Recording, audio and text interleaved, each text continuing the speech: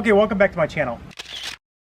So for years I've been using the Worx Weed Whacker, and so it's a really kind of a nice thing. It's really lightweight, kids can use it, battery powered, 40 volt.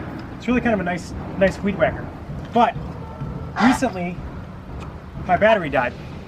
So this is the Worx battery, it's a WA3536 battery, and it's a 40 volt, and it's fairly substantial in size. So this whole weed whacker is probably like 140 bucks, right? With the battery thing, recharge it and stuff like that, right? Just one battery.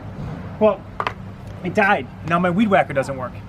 And so I went and looked at the Worx to order a new battery, and the battery itself is like $85 or something like that for a Worx battery.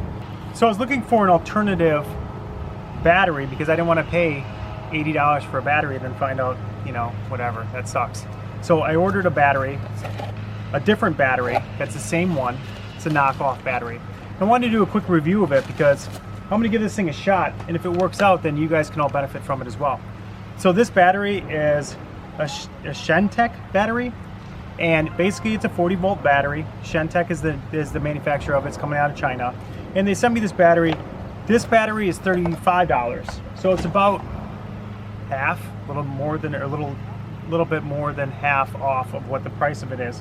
And so I'm gonna give this a shot. First thing I did, once I ordered it, before I did anything kind of crazy with it, is it does look identical. Minus the 40 volt max lithium or whatever, blah, blah, blah. It looks like a complete match of a battery, right? So let's give it a shot and see if it actually fires up.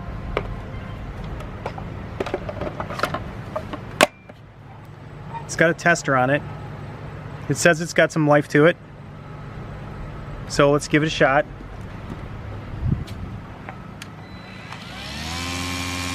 So it actually does work.